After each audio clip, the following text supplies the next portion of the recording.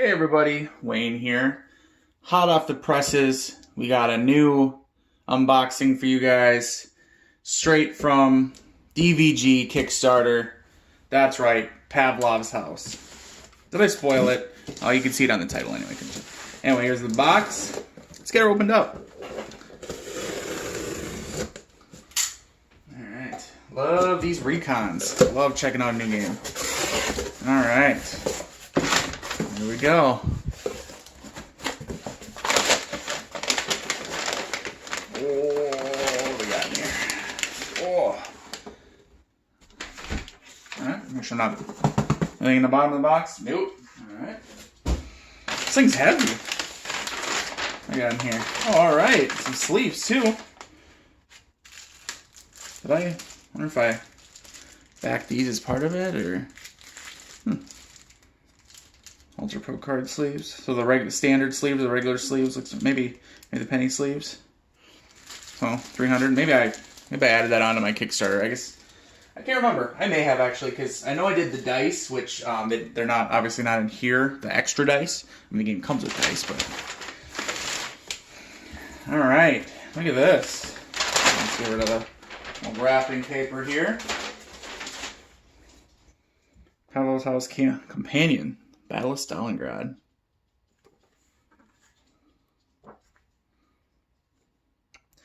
Purpose of this book. Pavlov's House Companion serves as a primer for the Battle of Stalingrad, gives a detailed look at the history surrounding Pavlov's house, and gives insight into the design process for this game. Oh, that's awesome. That's really cool. 43 pages. Oh, wow, look at that. Lots of pictures. On different units in the game. Wow, very cool.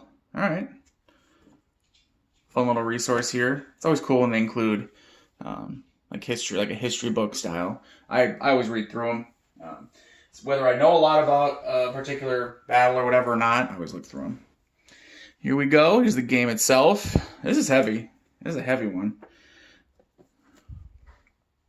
Pavlov's House, the Battle of Stalingrad.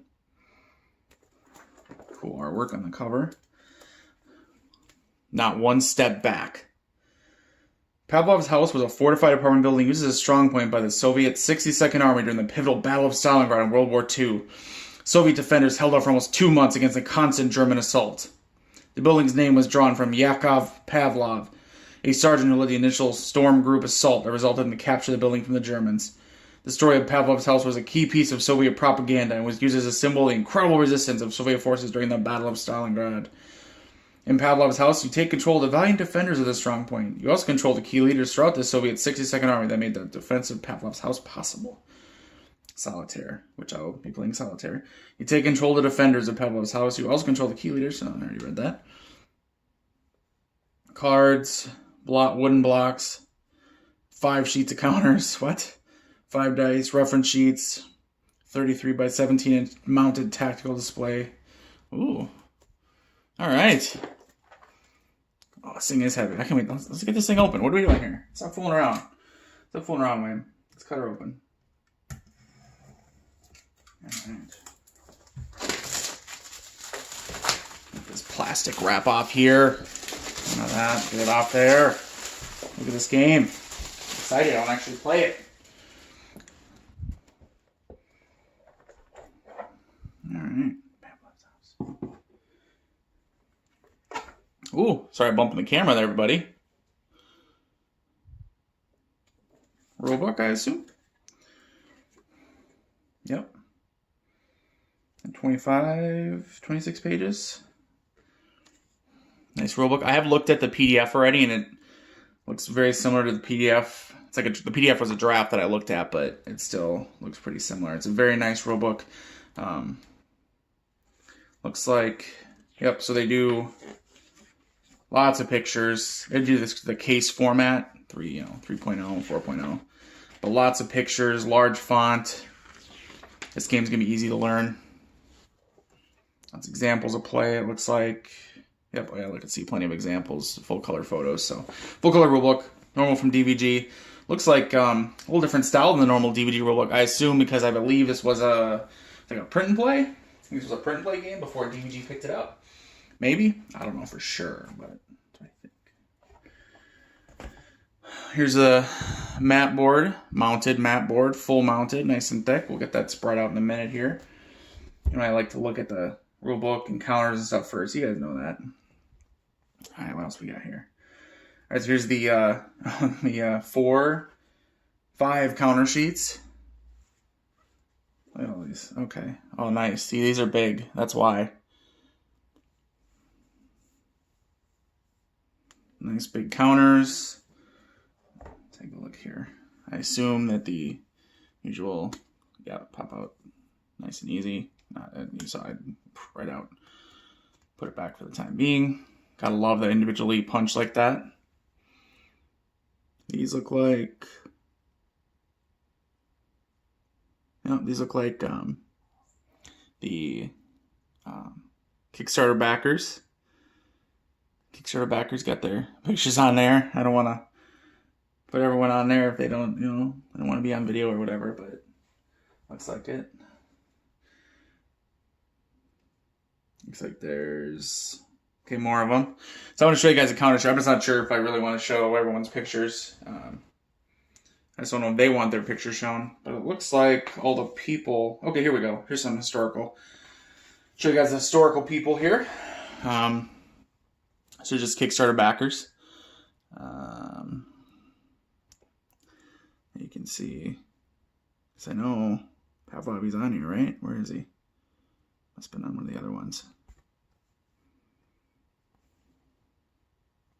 These names. When I do my playthrough, this you guys are gonna be bleeding from the ears because it's gonna be like, yeah. So Goida, he goes and does this, and you guys are gonna be like, what?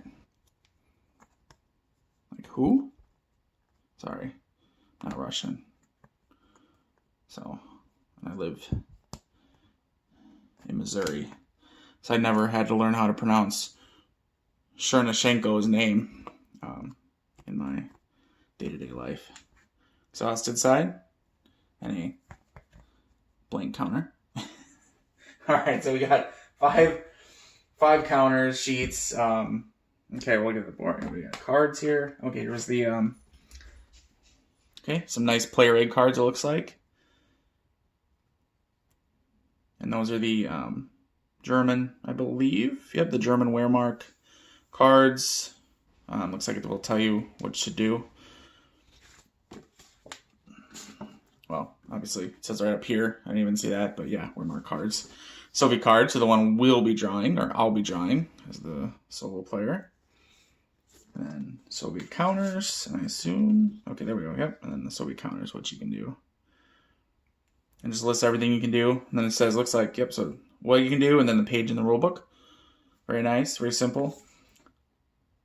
Huh, those will work. Those will work nicely. Oh, here we go.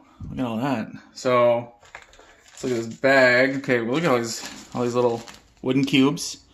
So, Euro time. It's a Euro game. Just kidding. Don't turn off in disgust. Just some wooden cubes. It's okay. GMT's doing it too. Everybody, it's all right. We'll be fine. There's no meeples in there that I can see. I'll have to dig through just to make sure if there are any. I'll get rid of them for you guys see, okay? I don't want to make anyone distraught. All right, what do we got here? All our cards.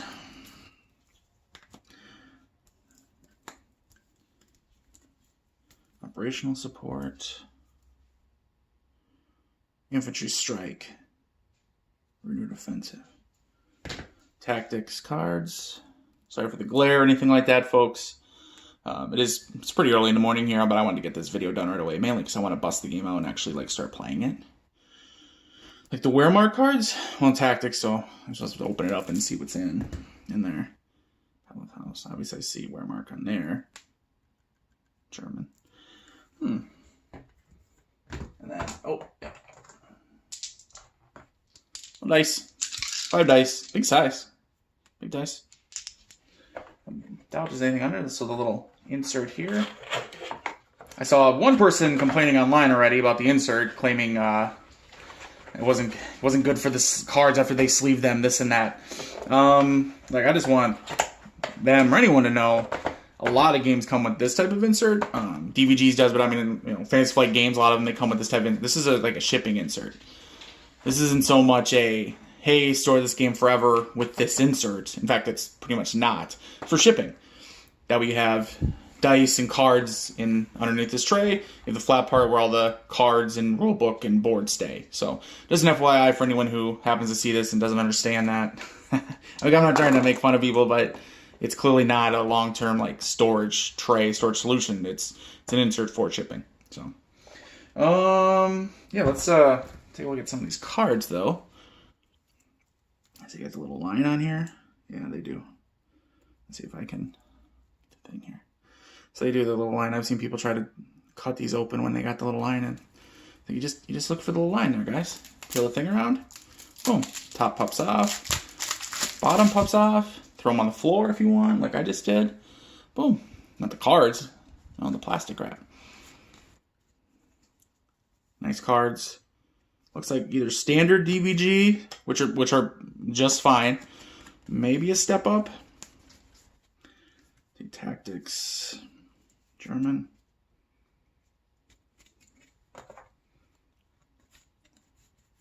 Soviet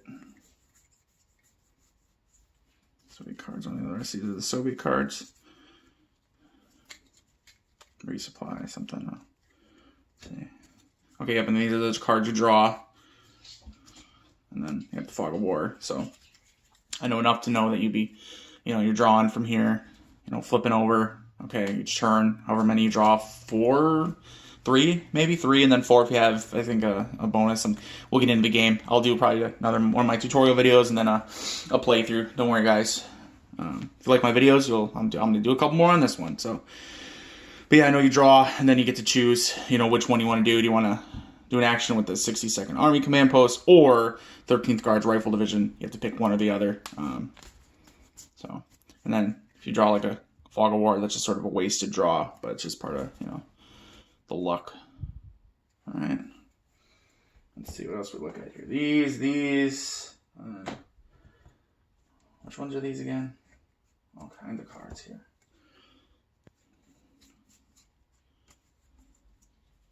Getting confused. Flipped around a little bit. I think those look like they go with that one. Ugh.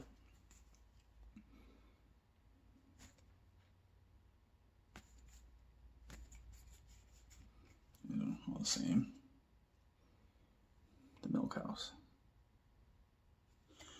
Milk house, as I like to go to get my milk. All right, operational support. I think these are like an advanced rule kind of thing. I don't know if they were in the original game or not. I remember seeing them on the Kickstarter, the operational support cards. I think it just adds additional complexity to the game. Not that I don't think the game appears to be too complex in the first place, but just saying. And these bad boys. Once again, look for the little, see? You might be able to see it on camera there. Look for a little tab on the side, guys.